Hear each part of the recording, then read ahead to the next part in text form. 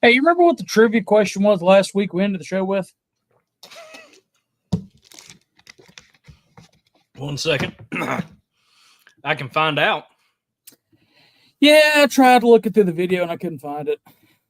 Did we say it at the end? I think I did. That's the trivia question for tonight. What trivia question did I end last week with? And if you get it right, you get a cookie. Yeah, no, you don't. But views and opinions expressed in this broadcast are not necessarily those of the SCV, GC, nor any division, brigades, camps, subsidiaries, or T-Rexes. Strictly those of us who are expressing them. Real quick, I am on fixing the video on YouTube. YouTube for some, or not YouTube, Facebook. Facebook for some reason has started hiding our videos, making it a bit harder to find. So I'm working on that. They found us. I don't know if it's Facebook or if there's something wrong with StreamYard, because it's now starting to throw our live streams in the events category. Huh. That's weird. Yeah, I didn't get the notification. I did not get the notification that it was live. I don't even see us live on Facebook. Well, yeah, I see the notification. I see the thing on there right now. The video should be up now, and I'm just trying to. But for some reason, that's why I'm kind of starting to ask everybody. Can you hear us in the back? Can you hear us in the back? But let's start trying to get some stronger numbers on YouTube. I don't know what in the world is wrong with Facebook, and we don't want to leave Facebook necessarily. That's where we get some of our biggest numbers. It's just, I don't understand why it's doing that. Like, I can't figure out the numbers for the episodes and stuff until like a week after stuff has been aired, when I used to be able to go and watch it live. Yeah. Just as a reminder that we do have our Patreon chat open tonight. So if you're one of our patrons and want us to, talk about, what we're doing and everything like that, you can be on our Patreon chat. How's that angle? Beautiful. Yeah, no, it's not. Well, I'm a good liar sometimes. No, you're not. Nope, don't do that. I think it was what Confederate commander kept his army in the field for 6 weeks after the surrender at Appomattox. I think that sounds right. If it was, then it was Lieutenant General E. Kirby Smith. If that wasn't the question, well, now y'all just learned something. We've already done that. I know. I'm trying to fix the video, and it is not cooperating at all.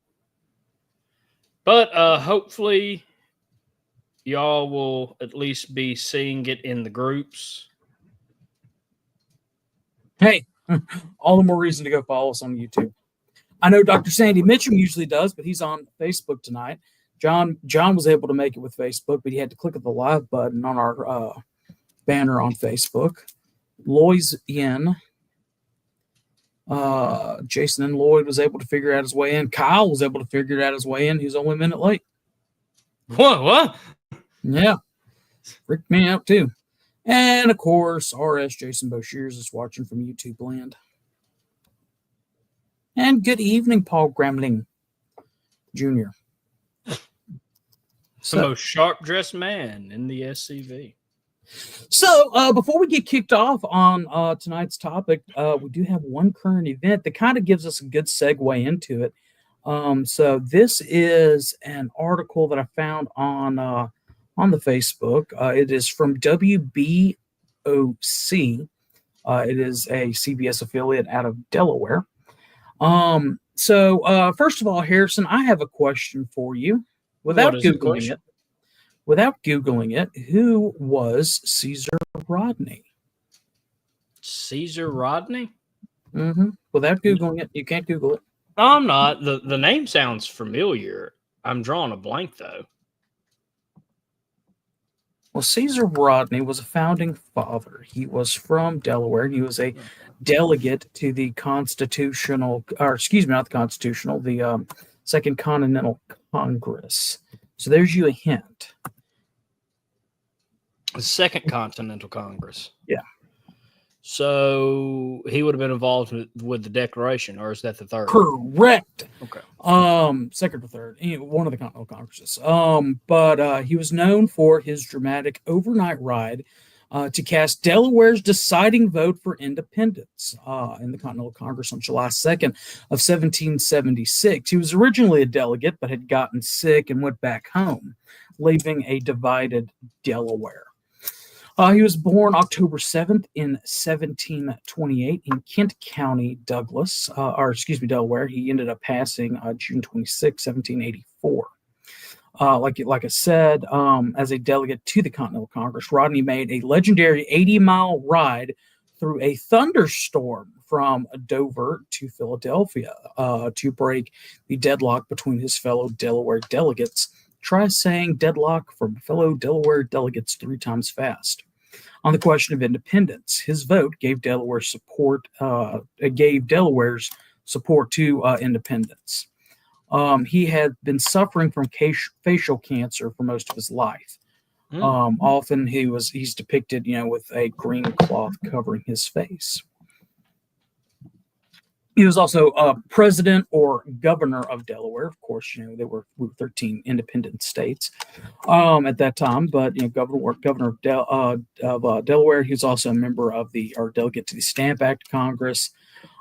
He was a brigadier general of the Delaware militia during the Revolution. In fact, on the Delaware State Quarter in 1999, that is Rodney depicting on him.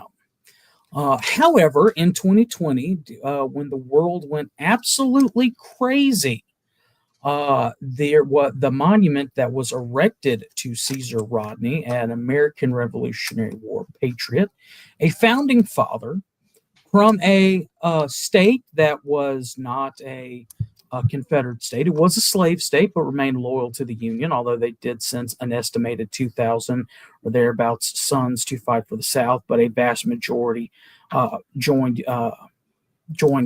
units that fought for the North. They decided that because he did own slaves, and because the state for a time was a slave state, that the monument needed to be removed. However, there is I'm not going to mention the party, but a party state senator from District 16 introduced a resolution to relocate the Caesar Rodney equestrian statue to Kent County, the place of his birth. The statue stood in Wilmington Rodney Square for nearly a century, was removed, as we mentioned, in 2020 amid the protest following the death of George Floyd, and has been in storage ever since. Now this representative or state senator wants it returned to public view, believing it belongs in Rodney's home county, where the historic midnight ride to Philadelphia began. Quoted saying, "Breaking the country's tie, leading us into independence from Great Britain, is a story that needs to be told. The monument helps us tell it, and that's why I want to see it." The resolution suggests several possible locations for the statue, including the Green in Dover, the John Dickinson Plantation, and at Caesar Rodney High School. I'm surprised they haven't renamed it.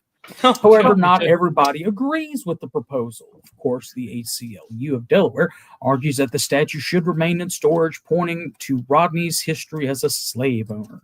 There's really no reason for us to have the statue back up in public space if it's just going to reopen the wounds people expressed in 2020. He was also criticized the statue for glorifying Rodney's role in American independence while ignoring his history as a slave owner, which he feels represents a skewed version of history. God forbid the man who helped us get independence be remembered for that. When you see him on his great ride from Dover to Philadelphia, there's no context about his past, like being a slave owner, and why that might cause pain for some people. The president of the NAACP of that state echoed the same concerns. ACLU was the first organization, in the NAACP is the second one. The president's quoted saying, "We're not advocating for the erasure of history, but we're demanding it to be told fully and truthfully." Oh, yeah. One community activist voiced her opinion, arguing that reintroducing the statue at this time would further divide the community. I think the statue is in the city limits would actually create a bigger divide for the city. However, the state senator believes that the timing could not be better with the country's 250th birthday approaching in 2026. Having the statue in storage during the semi-quincentennial celebration, which is the correct way to say 250 in Latin, evidently, when without Caesar Rodney, some would argue we wouldn't be celebrating the 4th of July, does a disservice to history. Despite the pushback, the senator remains committed to finding a new home for the statue. This resolution does not specify a location, but calls for the statue's return to public view. Buxton hopes the 153rd General Assembly can work together and to identify the most suitable place for what he sees as an important piece of Delaware history. And indeed, again, as we mentioned previously, this is in Delaware. This is not a traditionally southern state. It's a mid-Atlantic state. They sent more guys off to fight for the North than they did for the South. And what we're talking about tonight is a continuation of last week's episode where we talked about... watch that one. Yeah, where we talked about the we talked about the a certain I'm not going to say who they are, but they are not Southern, they are not broke, and they are not a legal center. They're a community activist guide to removing Confederate symbols in your area. And indeed, in some of their talking points, and Moose has his versions, a way to counteract the talking points. I have mine. That we have created, and these are just some of the ways that we can do it. Because we need to be prepared when your camp is the first line of defense for when an attack happens in your area. And we talked about what their plan is. Their plan, as a refresher, is to go and actually do the research and see who owns the statue. Is it a private entity? Is it a city? Is it a county? Is it a parish? There in the local community. That's a great step. And if you have a statue or a memorial, rather, in your community, make sure you've done that. Start getting together with I'm going to sound like a broken record player, but start getting together with other groups in your area so you can build a group or build support when you go after the statue and things like that. Get involved in the local political landscape, attend town hall meetings and things like that, especially if you're a 501c3, do it as an individual. Start raising awareness and being out in the community, being seen and being heard. And then, start contacting those people, be it state legislators, county officials, federal officials, whomever, and demand the statue be removed. Some of that sounds familiar, like there's been a group that has, been talking about that. But, Really? as we have mentioned, this is Confederate history is just low hanging fruit. We brought up the Rodney thing because we will talk about the fact that one of their talking points is, we're not talking about other figures. We're talking about just the Confederate statues in there. So we're going to get into that just here in a second. I haven't heard an echo when you talk. It's kind of like playing back in my headset, so that's why I'm double checking. Yeah, no. But I think you will have, since you are a more seasoned debater, better talking points. But I will have some 2 cents to say about some of these, simply because of how stupid the majority of them are as talking points. Hold on 1 second. I've got a pop up I'm trying to get rid of. Don't you just love those? Yeah.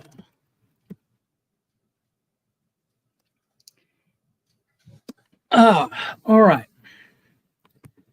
So, looking at we're gonna go through this point by point. So the way that we've kind of, or at least I don't know about Moose's, he sent them to me. I didn't read them. Your talking points. Well, and it's nothing against you. I wanted to have my own talking points separate from yours. So just in case, so we wouldn't be saying the same thing and there would literally be an echo. Yeah. So, all right, you ready? Oh yeah. All right. So the very first claim is, and the way we have it, or at least I have it set up, is essentially it's like this. We say put up the questions and their response. Nope. All right. Do you want to at least read what they say? Because I think it's hilarious. Yeah, I will. But I want to explain how I have mine set up, and you tell me if you have yours set up any different. Okay. The way they have it set up on their website, that is not Southern, not broke. They're not a legal center. I really don't want to show their website and let them. It's bad enough we're giving them traffic. But if you're on our Patreon, you can actually download the printout that we uploaded from there, so you don't have to go and boost their numbers. So they say it goes claim, response, and then we have a response to their response. So it's we say A, they respond back with B, and then our counter argument to their response. The reason why we're doing it like this is because these are common things that we say. And maybe it's an idea that you can go ahead and have in your mind so that we're not saying that or to get, different ideas flowing.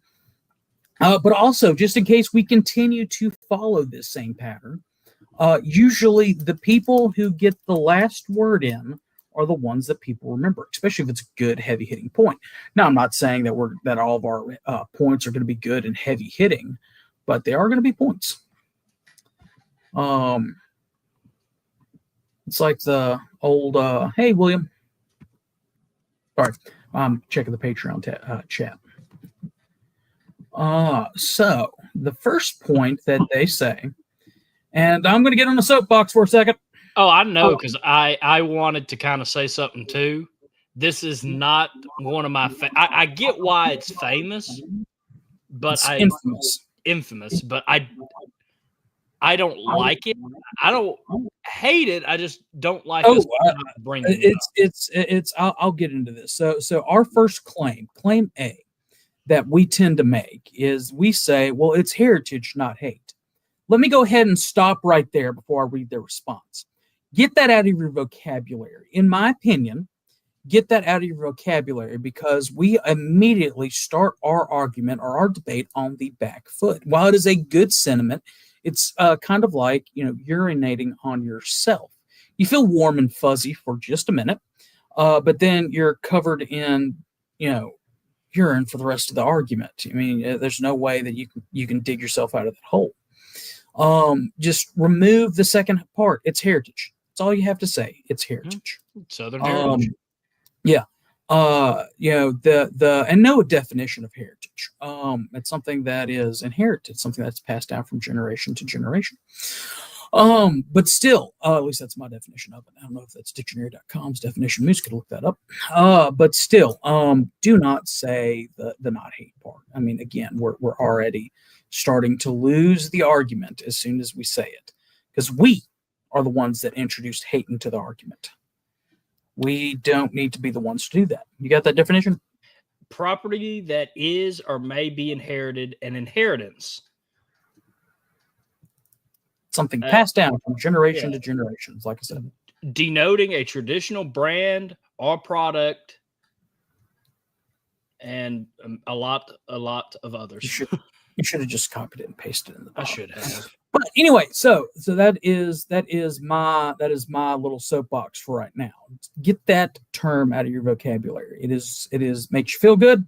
But it's again you're putting that word in there and equating, I had a T-shirt years ago that had a battle flag on it, said heritage, not hate. And I love that T-shirt. But then when I began thinking about it, and I began seeing that, the heritage was all capped and capitalized, and then the hate was all capitalized. So really, if you're just skimming the T-shirt, it's battle flag. It says heritage hate. You don't pay attention to the rest of it. That's the kind of point I'm trying to make here. Remove that from vocabulary. But still, we claim heritage, not hate. But they respond back with and I'm quoting directly here, whose heritage? Not the heritage of black people whose ancestors were enslaved by the millions and later subjugated to brutal oppression under Jim Crow. Not the heritage of the 300,000 white Southerners and 150,000 black Southerners who fought for the Union and emancipation in the Civil War. Democracy is our heritage. The public institutions should not display symbols that undermine democratic values and continue to harm members of our community whose ancestors were enslaved. That's theirs. First of all, they ignore the point that we're not a democracy. We're a republic. Yeah, constitutional republic. Yeah, I'm going to read mine, and Harrison, if you want to add anything in there, you can. So I say, in response to their diatribe about whose heritage and everything like that, it's Southern heritage belongs to all who call the South home, including black Southerners whose ancestors lived, worked, and even fought during the war between the states. As Frederick Douglass noted in the Douglass Monthly in September of 1861, quote, there are at present moment many colored men in the Confederate Army doing duty as real soldiers, unquote. This shared history and heritage honors the sacrifices of the diverse Southerners in the Confederate Army, black, white, Hispanic, Native American, Jews, Gentiles, Protestant Catholics. Monuments and memorials erected later reflect our pride in that resilience and our shared memory to those men who went off and fought. That's kind of what I just said, Carl. Yeah, and that was kind of my response. Southern heritage belongs to millions of Americans of all races whose ancestors lived, fought, and died in the South. And this is before the war, during the war, and after the war. Our heritage is rooted in sacrifice and resilience, recognizing that the Confederate soldier honors those who defended their homes and families. And also, I do love the fact that they brought in Jim Crow, which was started in the North. Well, we'll talk about. I've got a really detailed Jim Crow one. Yeah, but that's their first one. So that is the big. Yeah, great minds, exactly, Carl. So that's the big thing that we need to hit home is that it is heritage, and that it is a shared heritage of all people of the South. It doesn't matter of religious, ethnic, whatever background you have. It is shared for our communities. It is something that we all identify, even if, for example, a couple years ago, I was at a Waffle House, my local Waffle House, eating a all-star. Oh, no, I was not eating the breakfast. I was having a Texas cheesesteak melt, my second go-to. And the lady was talking about going into downtown Brandon, and she said, oh, you mean where the statue guy is, talking about location. It's something that is uniquely part of us, part of our culture, and also part of our communities. She knew where things were because of where the statue was. That's part of our culture. So, yeah. All right, moving on to the next one. I love how they just lie in part of this. Yeah. So that's it. That's our key rebuttal to their rebuttal.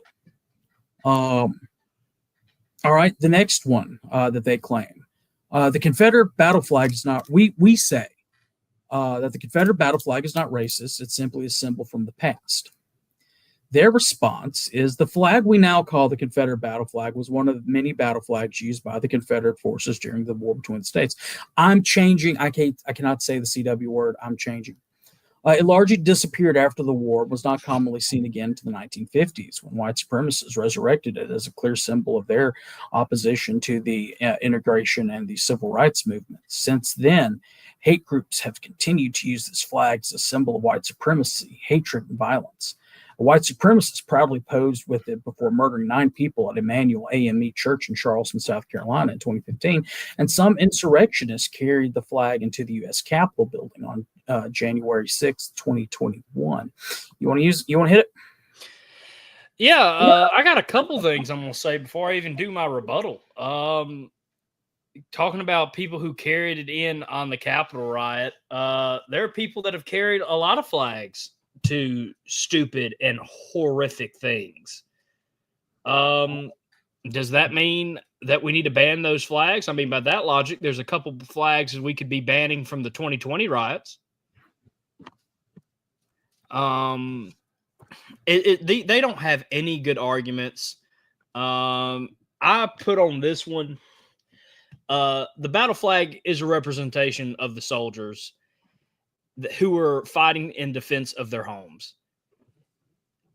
And the flag did not vanish from 1865 till 1950. That is a blatant lie. Our organization is a descendant of the United Confederate Veterans who carried that flag with honor to represent the soldiers that fought for the Southland. So that, first off, they're not even trying to be correct. They're trying to tie us to a certain organization that shall not be named because I hate that organization and don't want to give them any airtime whatsoever. I cannot wait until I can dance on that organization's death note. I will be there happily doing it. But again, they're trying to tie us to that. Also, we've done a whole episode on that, and I'll be happy to share it out. You're getting into my response. All right, so I'll just jump over that and let you handle that one because I feel like you'll jump it. But like, symbols do not carry the sins of the idiots that misuse them. Yeah. So my response is the Confederate battle flag symbolizes the Southern's courage, but it is also a representation of heritage and regional pride. Again, think back, was Skinner wrong for using it during their concerts? Were the Allman Brothers wrong for using it in their concerts? Was the band Alabama wrong for using it on album covers? No, they weren't. It's a symbol of regional pride as well as a symbol of defense against tyranny. It's misused by hate groups. Later on does not define its origins, just as the Bible and the Latin cross, which is also misused by groups like the Klan, aren't inherently hateful, nor is the U.S. flag that was flown during slavery, during segregation, during Jim Crow, also used by 30,000 Klansmen in their march on Washington, D.C. in the 1920s, I believe. Nor does it represent them. For millions of us, including the descendants of African American, Hispanic, and Native American, and Oriental, and the various other Confederate soldiers, it represents our ancestors, our shared heritage, as well as our region that we call home.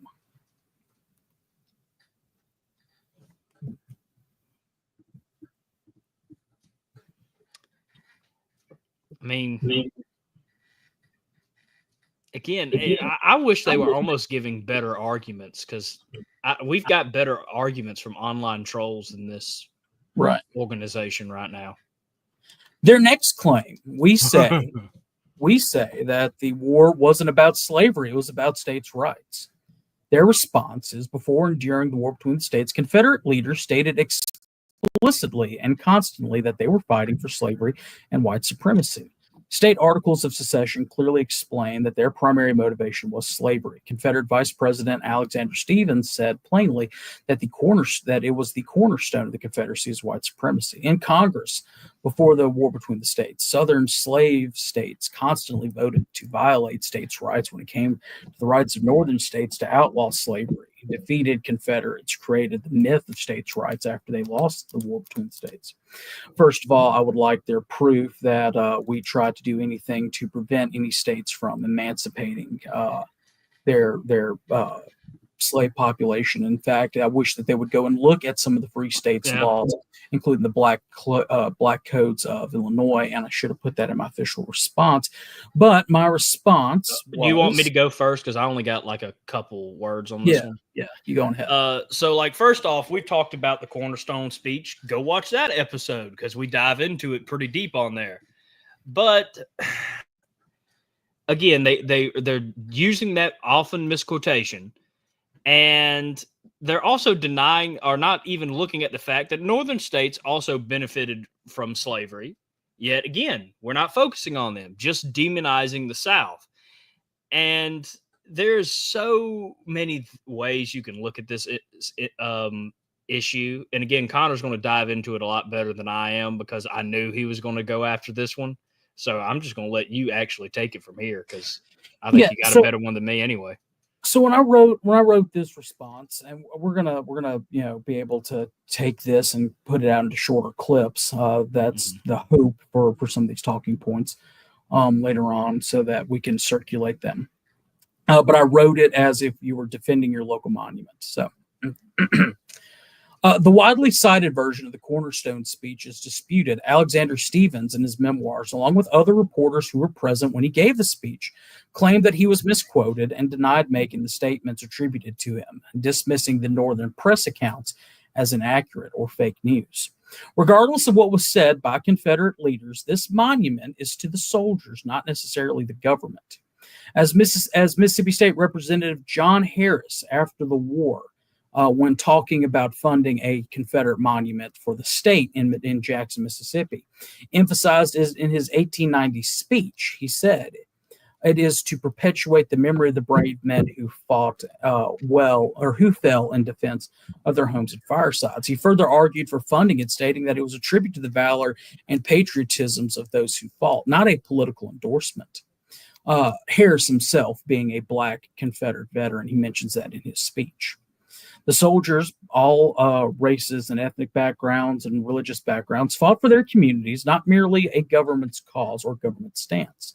Reducing their sacrifices to one issue ignores the war's complexity and their personal motivations.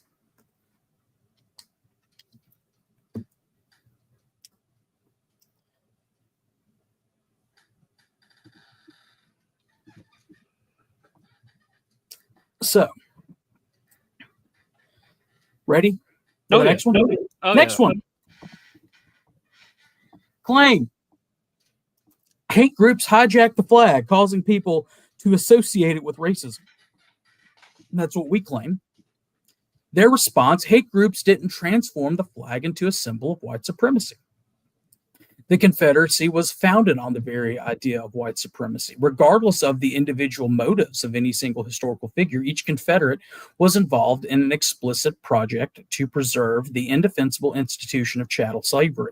In his Cornerstone speech, the Vice President of the Confederacy, Alexander Stephens, noted that the new government's foundation rests upon the great truth that the Negro is not equal to the white man. Now, of course, they love to throw that at us. However, go read Abraham Lincoln's diary. Yeah. However, I'm going to do my answer first.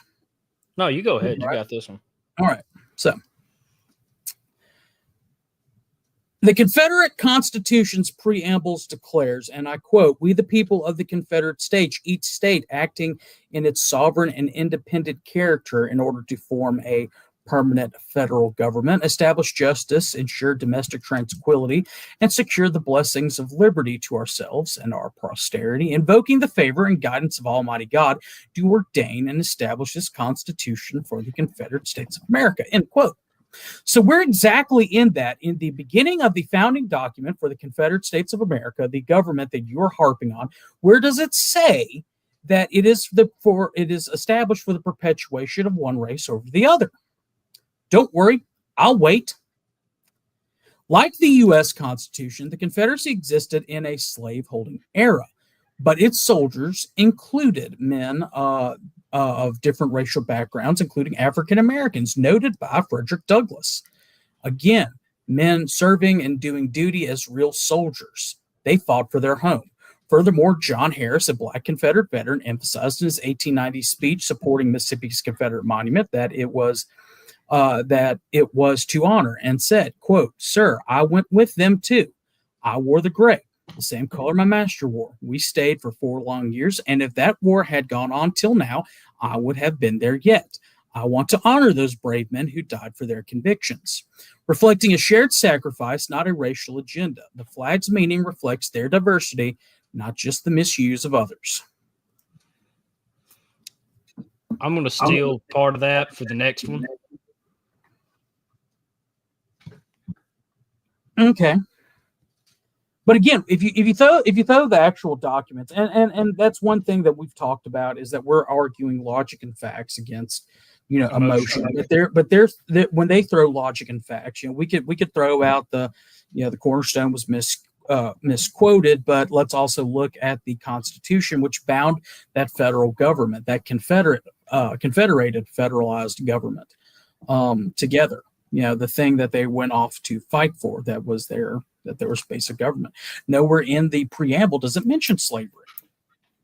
Nowhere. And you would think if that was such a major issue, if that's what they were all getting together to do, wouldn't that be in the preamble? Right. Protected forever. No. And again, they talk about being independent and sovereign states, in their, each state acting in its sovereign and independent character. Well, if each state is acting in their sovereign and independent character, doesn't that say that you're forming this for states' rights? You would think. Yeah. But these PhDs don't have much of an education. Right. Well, I'm going to keep my views and opinions to myself on that one. All right. So the next one they say, you have anything you want to add on that one? No. You, I figured that me and you were going to have either very similar or you were going to be better, and it was kind of both. Right. Being honest. Their next claim is that cornerstone speech. All right, read that one. We claim slaves fought for the Confederacy, which proves the war wasn't about slavery. First of all, I would like to shame on them for misquoting us. We normally say that African Americans or Black people fought for the Confederacy, and we also throw out the Tejanos as well as the Native Americans and things of that nature. It's not just but they on purpose made us sound like ignorant rednecks in this one. Right. Their response is, for most of the war, the Confederacy did not allow enslaved men to serve. It changed its policy only in the final weeks of the war, a time when it desperately needed men. Few joined voluntarily. Go ahead and hit that one. Well, I mean, you already said a quote of a man that said he served 4 years in the military. He was an African American who served, and not, again, just we had, let's see here, cooks and soldiers and any position they could serve in, they served in. And again, if we were an inherently racist government, an inherently racist people, and we were handing guns to people that we wanted to make sure never rose against us, don't you think we could have been also listed as some of the dumbest individuals alive? Because, I mean, again, you're arming the people that we're so-called trying to make sure that I might let tag you in on that one. Yeah. So my semi-official response is that, Black Confederates, whether enslaved or free, existed, and their motivations were complex. However, many of them went off to fight for their homes because we had a shared history and a shared heritage up until 1861. We still have one to this day. Frederick Douglass noted in 1861 that there are many Black men in the Confederate Army as real soldiers, with rifles in their hands and bullets in their pockets. John Harris, a Black Confederate veteran, declared in his 1890 speech, "Sir, I went with them. I too wore the gray. I want to honor those brave men who died for their convictions." Figures like Holt Collier, Silas Chandler, Jim Lewis, and so many other examples also served, showing the war's multifaceted nature. Honoring them, just as we honor all Confederate soldiers, acknowledges their personal sacrifice and bravery, and to erase one is to erase them all. Yeah.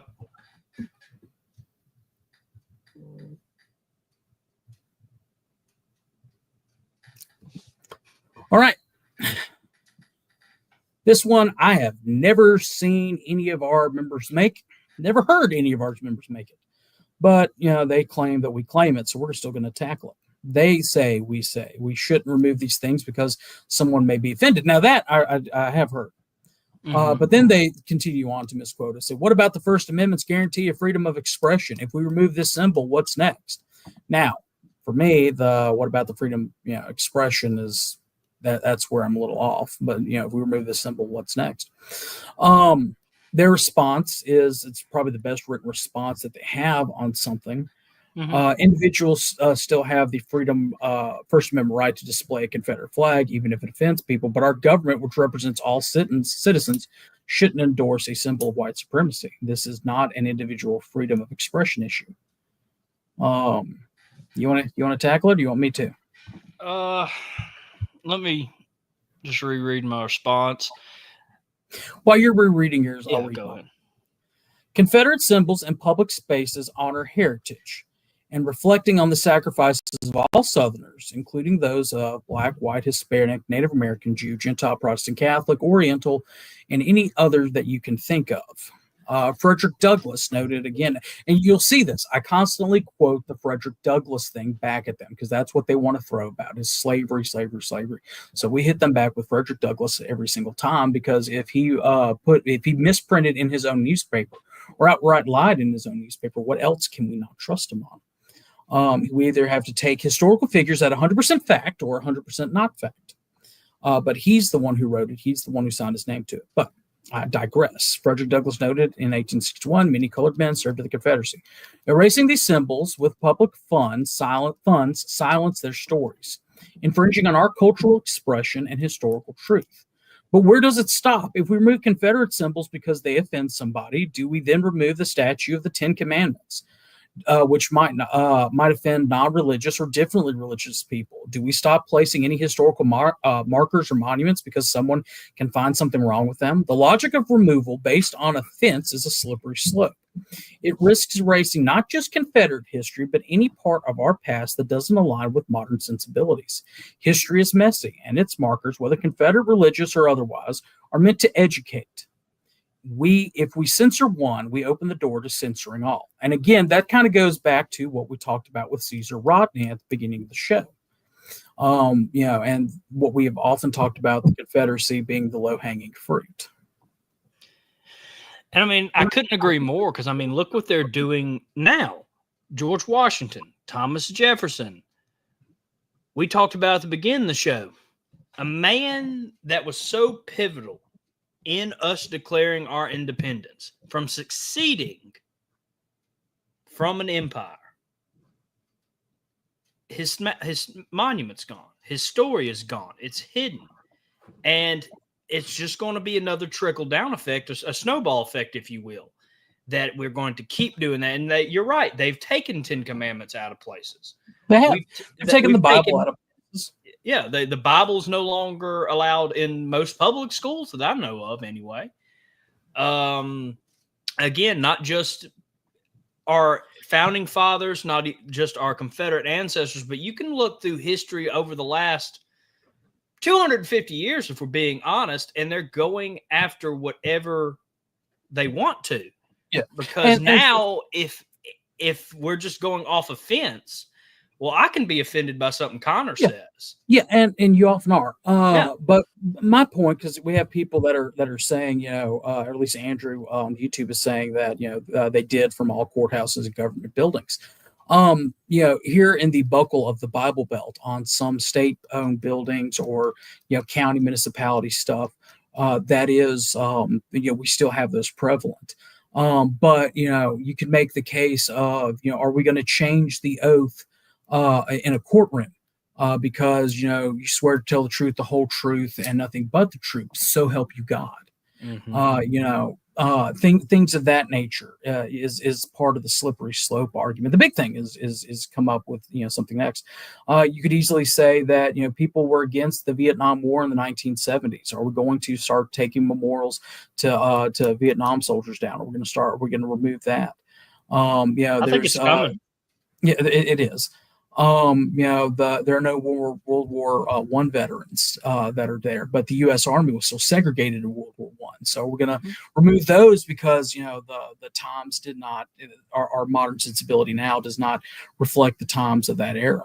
Are we going to or for example, in Kansas there was a statue of Baphomet, the devil, the goat devil, with children playing at his feet, placed on a courthouse monument, courthouse marker. And there was a big case about that.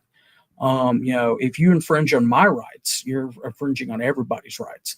Either we're all protected under the 14th Amendment or we're not. So that's, the thing. We'll get into that Stormageddon on YouTube. He says, it ain't just 250 years they've gone after Christopher Columbus, and we'll get into that in here in a second. Our next claim, and we've talked about this one already, but they say that we say slavery existed under the American flag too. Does that mean that we should take it down? Their response is there's no denying that slavery existed under the U.S. flag. There is, however, a key difference. The U.S. flag represents a country that ultimately freed enslaved people. The Confederate flag represents a violent secessionist organization found solely to preserve slavery. I know where you're going, and it's in my answer as well. Yeah, you just go ahead with this one because I think me and you have the same response. Yeah. Well, America's oldest tradition is secession. Secession is the breaking away from one government to form a new one. Furthermore, the preamble of the Confederate States Constitution says, "We, the people of the Confederate States, each state acting in its sovereign and independent character, in order to form a permanent federal government, establishes justice, ensure domestic tranquility, and secure the blessings of liberty to ourselves and our posterity, invoking the favor and guidance of Almighty God, to ordain and establish this Constitution for the Confederate States of America." Again, where does it say that the Confederacy was founded solely to preserve slavery? Like the U.S. Constitution, it emphasized self-rule and liberty. Both nations existed in a slaveholding era, but the U.S. flag isn't discarded for its ties to slavery, segregation, or other injustices. So again, you can anytime they talk about that, you bring up that other symbol. It represented men that fought for their homes. It represents cultural and regional pride. And again, we've talked about, Britain's flag on this show, and we've talked about the Hawaii state flag needs to change. Hawaii state flag needs to change because it offends me. We've talked about I'm a very prideful American, but there's been a lot of war crimes and severe horrors that have been done in the name of honoring that flag by just crazy people. Again, where do we draw the line? Because now, I don't know how dated this is, because now they're attacking the American flag, saying we need to change it. Right. Again, it doesn't stop. I'll tell you how dated this is. It's a couple weeks old. What they realize, I see you laughing, and the entire thing is the slippery slope argument. And they want that slippery slope. Take down the Confederate flag, and then we'll come down after the American flag, because we are a very patriotic people. But all that being said, if you take away one, then you can ease into going after the next one. Mm-hmm. But as far as other injustices, you can bring up the other injustices. Let's go ahead and start in the 1870s, 10 years after the war, and what we did to the Native Americans. Continuing on, and how we treated immigrants that came over near the turn of the century. Continuing on, we can talk about World War II and the Japanese internment camps. And all this time, the U.S. flag flew over it, but we want to forget that for now. Until the next until finally we eradicate everything, and then we can go after that one. Flag flew over the poor Native Americans. Yeah, that's what we're getting at. This is a good one. Oh, wait. Let's see here. Which again, I thought this was like maybe at least a couple months old. When you told me a couple weeks, the reason I laughed is because this one popped into my head, and you have fun with this one. Yeah. We say there are great figures in American history who were not members of the Confederacy but were slave owners. Should we tear down statues and other monuments to them? Well, they've already done it in Delaware. Yeah, you go back to the beginning of the show talking about Caesar Rodney, but getting back, their response to us is that's not what we're asking for here. I want to pause right there. crap. What they're literally saying is that's not what we're asking for right now in this particular debate. We're not talking about that. We're not talking about the future plans. But I'll digress. But that's not what we're asking for here. The difference is that unlike the Confederacy, those historical figures were not generally being honored because of legacies so closely associated with white supremacy and violent race-based oppression. Because at this point, I know you have better responses because I'm still learning how to debate. But I do like throwing a bit of 2 cents in there. And again, jump in when I start kind of flowing into your stuff. But right. It's just, that is my favorite one of this whole thing. And there's a lot to choose from. But again, we were honoring our soldiers. A lot of monuments says to our Confederate dead. Nowhere in it does it talk about the institution of slavery or white supremacy or anything else of that time period that today we look down upon, and rightfully so.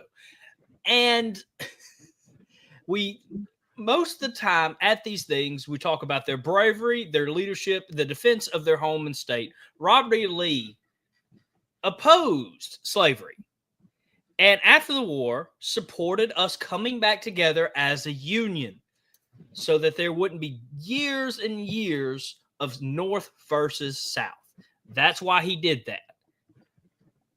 If we judge all historical figures by modern standards, we will have no historical leaders, no historical figures that we can even honor, because as a society, as we grow, as we learn, as we develop, there are things that happen that we don't agree with.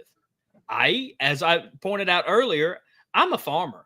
So I cringe, and I don't feel their pain because I don't understand it. But what happened to the Native Americans is an atrocity.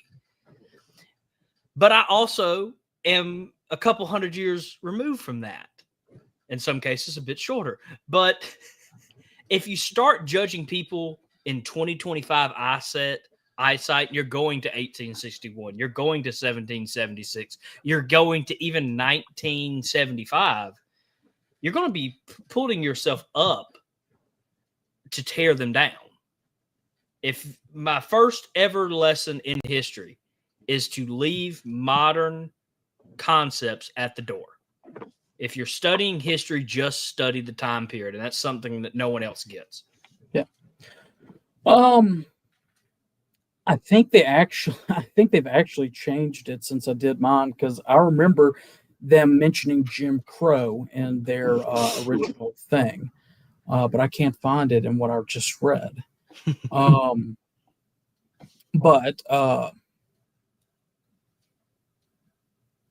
They're just honored because of their defense of slaveholding society and Monument Road. Anyway, if they would have brought Jim Crow into it, this was, like I said, I think they changed it. I'm almost positive they've changed it, like they were getting ready for us to do this episode. But if they bring up Jim Crow, let's just say that their response is, Confederates were honored explicitly because of their defense of slaveholding society. Many monuments rose during the Jim Crow era to reinforce white supremacy. This would be the response that I would give. Confederate monuments were not uniquely erected during the Jim Crow era to reinforce white supremacy. In fact, monuments to federal soldiers were erected at the same time as Confederate monuments were, often in the 1870s and 80s, and continue on to this day. Both sides during the Reconstruction wanted to honor their soldier sacrifice after the war. While federal monuments are often funded by government resources and other veterans organizations, Confederate monuments faced a different reality due to the South's economic trouble during Reconstruction. The South was economically devastated after the war. Our agrarian economy had collapsed. Widespread destruction of infrastructure, railroads, farms, and cities left our region in ruin. Historians estimate that it was roughly $76 billion in physical capital, that's in modern day money, was done worth of destruction came to the South. Not counting the loss of human capital from death and injuries, recovery was slow, and governments, state and local, struggled to meet basic needs, as did the Southern people. Let alone did we have extra money to fund commemorative projects. For example, in 1866, Mississippi spent 1/3 of its state's budget on artificial limbs for Confederate veterans. This is a huge indicator of the war's fiscal toll on the priority given to immediate relief over erecting monuments to the dead. With public funds scarce, the erection of Confederate monuments fell largely into private efforts, especially our Southern women, wives, widows, and daughters, who had sent their husbands, fathers, and sons off to war. Many of these men never returned, leaving their families in grief and poverty, while others came back disfigured and unable to work. Despite these hardships, these women raised funds through bake sales, raffles, and other community events, and often took years due to the region's economic straits. Their dedication, though, turned these monuments into tributes to personal sacrifice, resilience, not political statements. These were a place for them to remember their men that they sent off to war and did not return. Confederate leaders like Robert E. Lee, Stonewall Jackson, and others who were not necessarily in favor of secession but fought for their homes out of loyalty, they are honored for their leadership and their defense of their homes. Soldiers, Black, white, Hispanic, Native American, Jew, Gentile, Protestant, Catholic, and every other under the sun that fought for their homes and families deserve to be memorialized. These monuments reflect their pride, their sacrifice, not any type of supremacy, even when erected during the Jim Crow era. To claim otherwise overlooks the human stories and the human truth behind these efforts.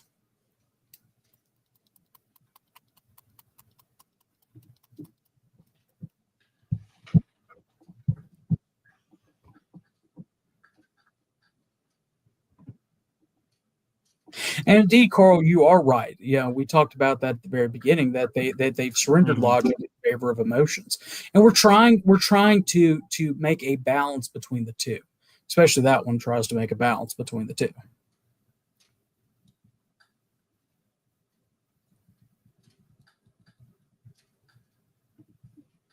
Well, Loy, you say true. Conservatives are governed by law, and liberals are governed by human emotion.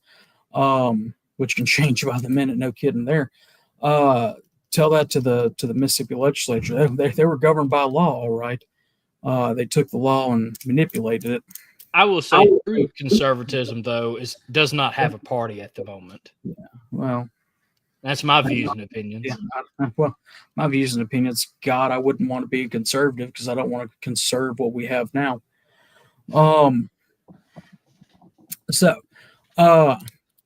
Anyway, but we're not going to get into that. Their next thing that they say that we say, that removing Confederate, removing this Confederate symbol is erasing history in the name of political correctness. Their response is, this is not an attempt to erase history. It's an effort to end government endorsement and celebration of a symbol that has always represented the oppression of Black people. You want to touch it?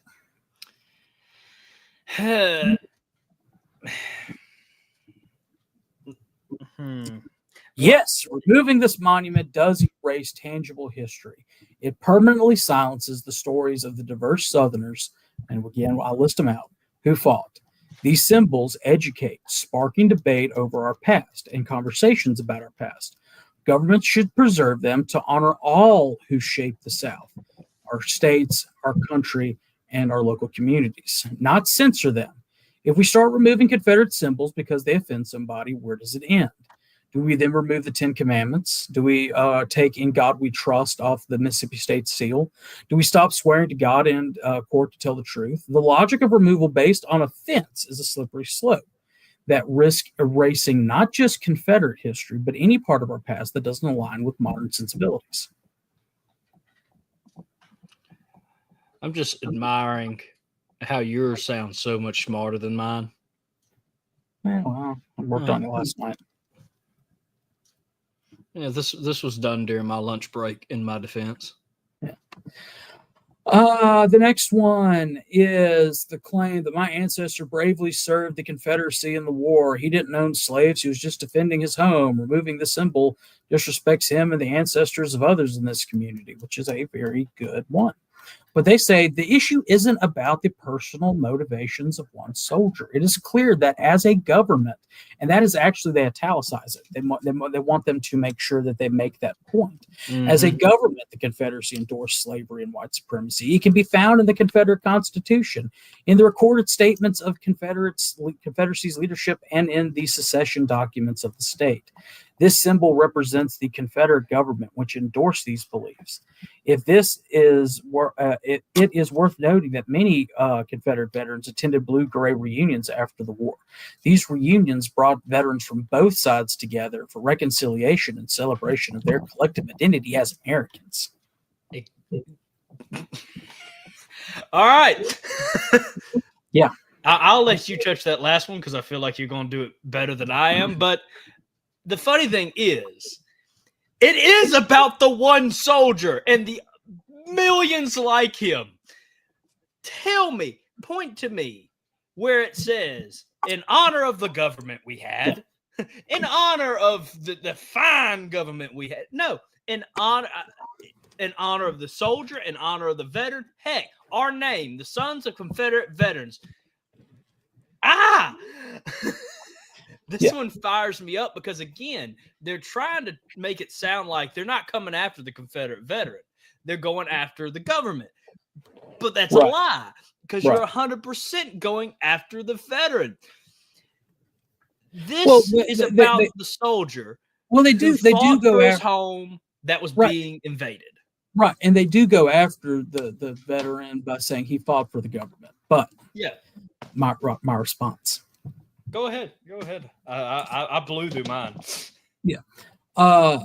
These symbols honor the soldiers, not the Confederate government. Again, like you just said, most Confederate soldiers didn't own slaves. They fought for their home.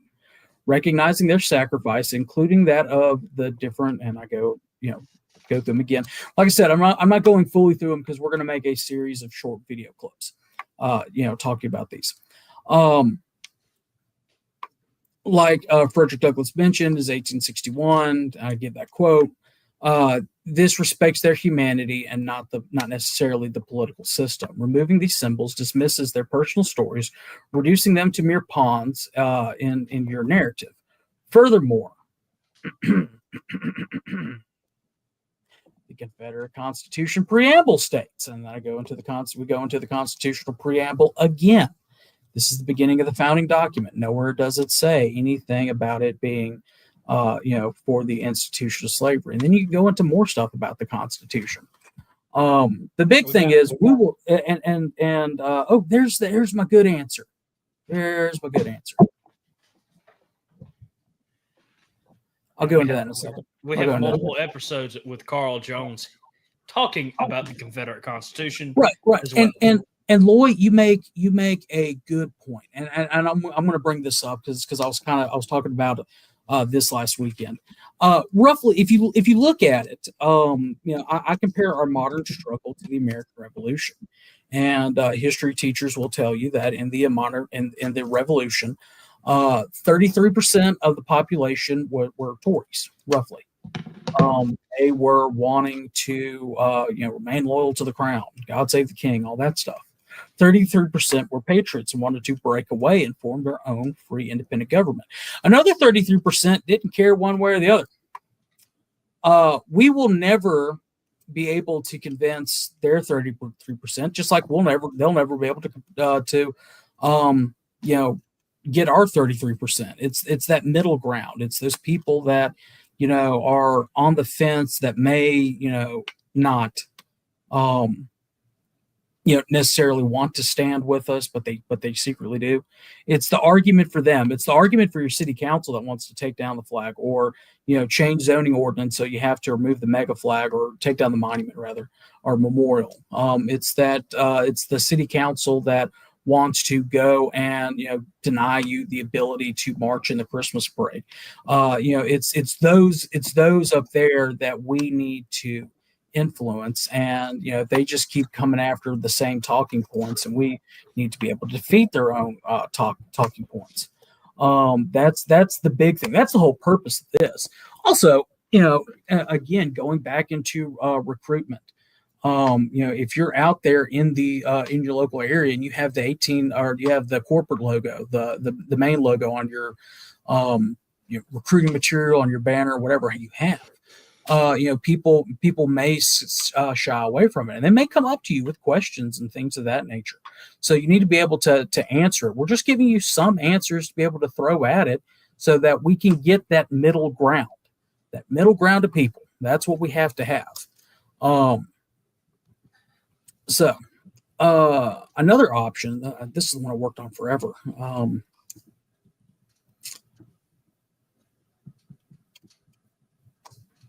Yeah. So let me backtrack for another one.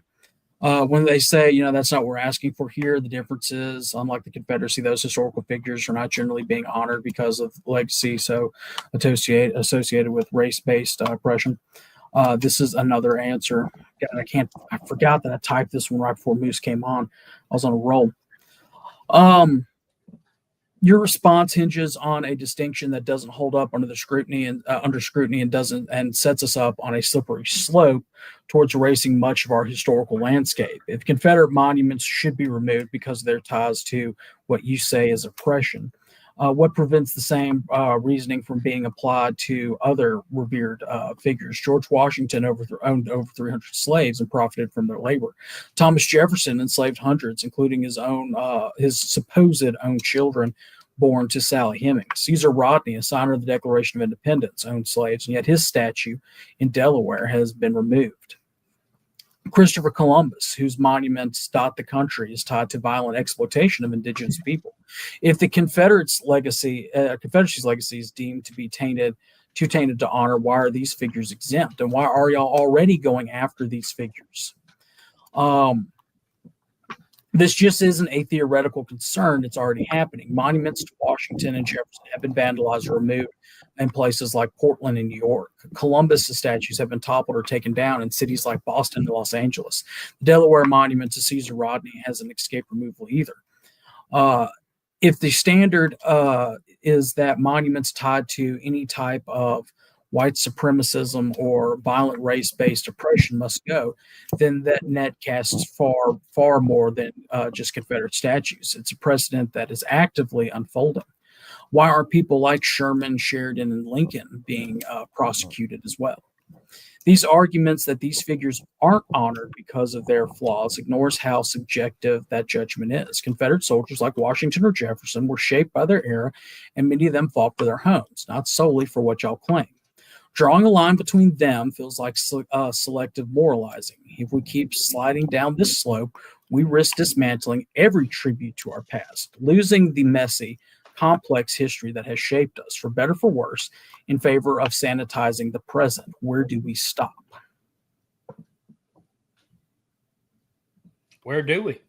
Mm-hmm.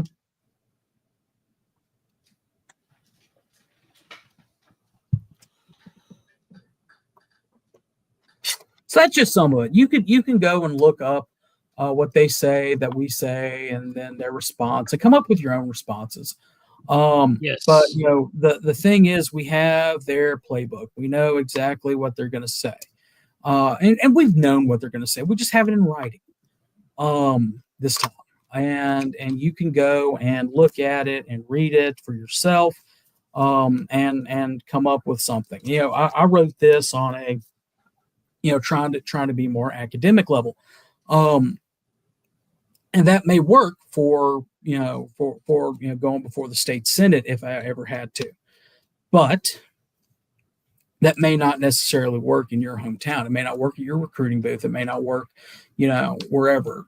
Just go and word it the response the way you want to, and remember that you have to make this applicable to everybody from a different socioeconomic backgrounds.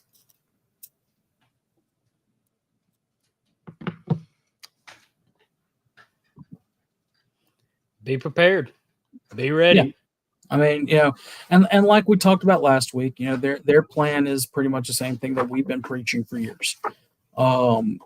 Step one, we talked about last week, what we need to be ready to do. We need to be ready with,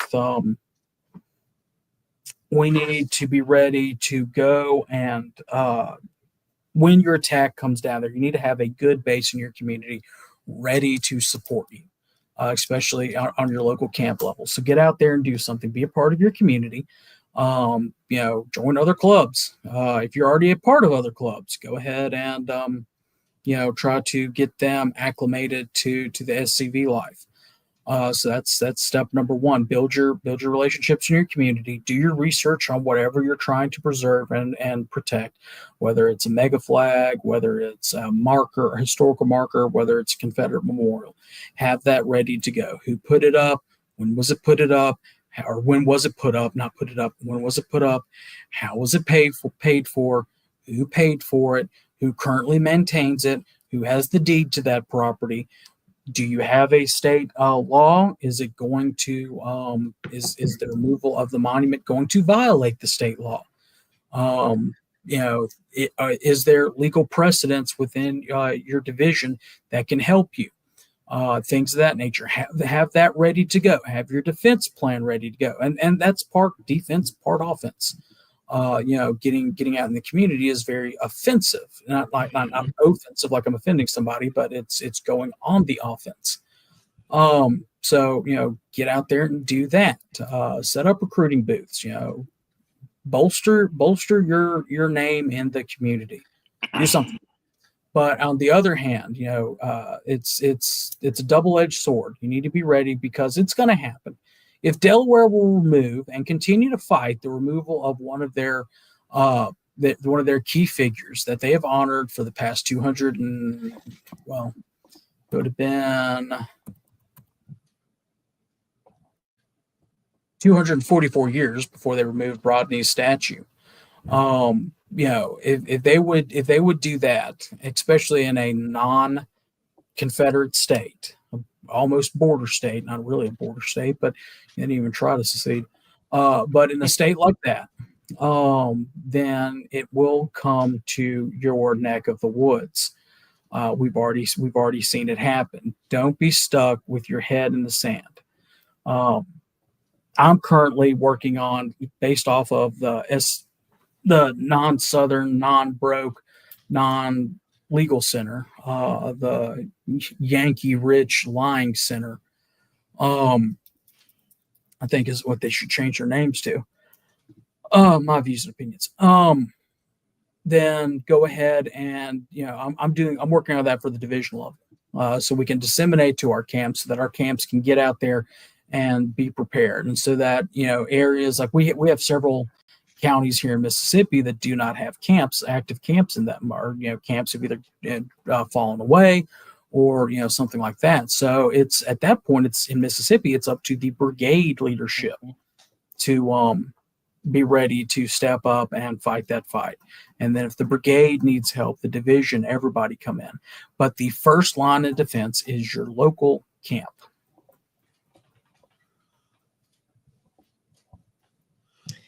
And you always have to be ready. Make sure to be getting out in your communities, playing offense, and have. I love heritage operations.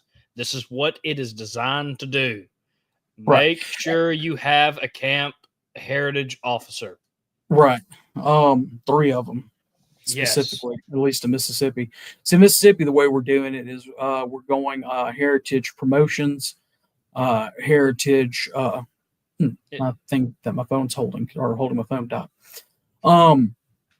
We have Heritage Promotions, Heritage Defense, and then we also have Heritage Legislative Action, trying to, influence laws and things of that nature so that we can have better, better heritage law in Mississippi. We have one. We want a better one to go through the legal system and do everything like that.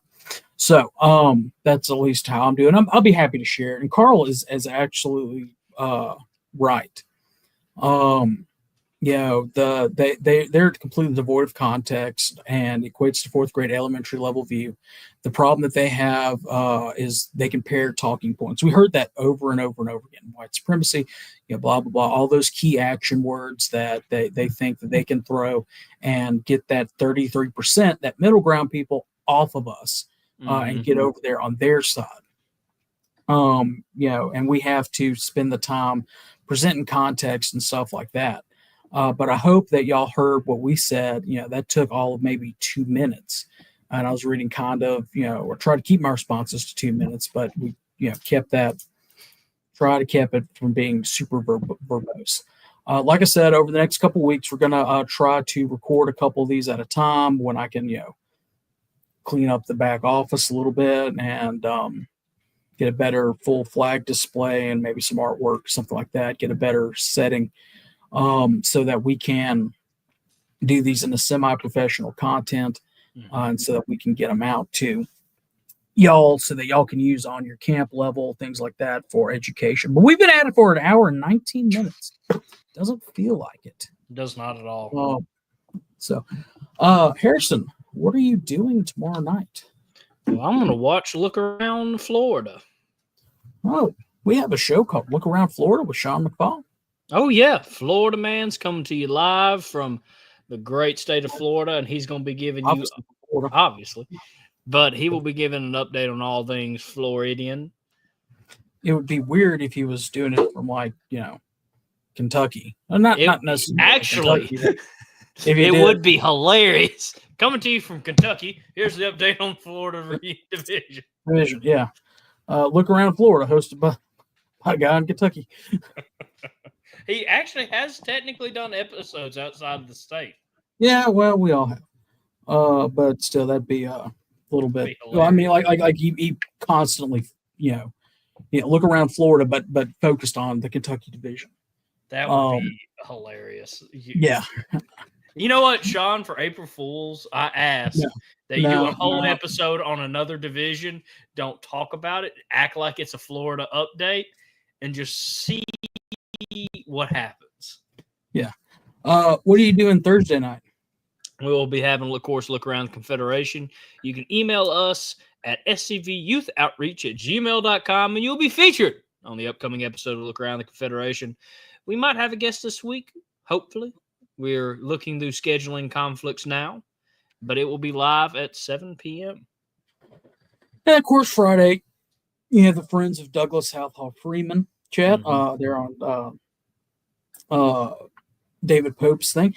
Fun fact, actually, I was able to find a copy of Southall Freeman's Lee that was republished a couple years ago. I got it at the Canton Flea Market this past Thursday for $3. I haven't had a chance to crack it open. Sean's show is Tuesday. We don't do any programming on Wednesday because of church and other things like that. And then, of course, on Sunday nights, we have Michael C. Hardy's, go check out his chat on his page. And that's usually a good time had by all. But remember, Moose Hunt t-shirts. If you're going to be at National Reunion, which, get your registrations in, your t-shirt. Carl Jones may teach you how to shoot a Nerf gun.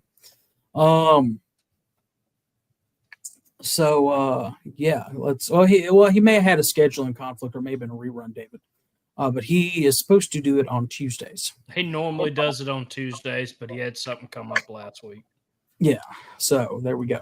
Remember, we're doing our 200th episode at National Reunion. It will be live. So y'all, obviously it'll be live, but we're allowing a live studio audience. Normally we like to sneak away Yeah. But we're gonna actually have the pan tilt zoom thing with me. It's going to be an interesting episode, and I might talk about something on the after show that I might do. Don't run know by me yet. first before you start hitting record. Oh yeah, no. Okay. You'll get a kick out of it. Trust me. Good. Hopefully, it's shooting. We get to shoot you more with the Nerf gun. But anyway, if speaking of after show, if you're missing what we do behind the scenes and some of our like when I feel like writing something, I'll write it and publish it on there. But we do an after show giving updates on this. Then join our Patreon. Go to scvchat.com and go under the support us tab. You'll find a link to our Patreon. It's only $10 a month.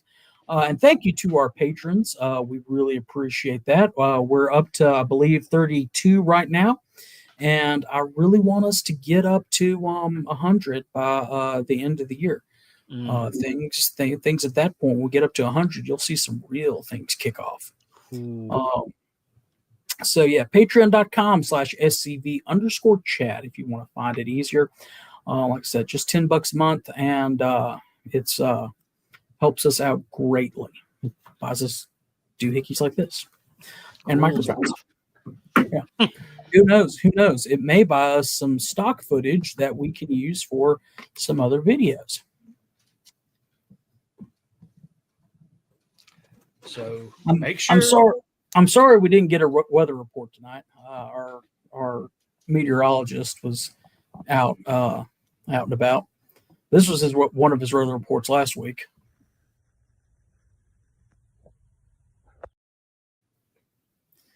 So in the words of the late and great Harold Philpott, remember, no Fumar in the elevator.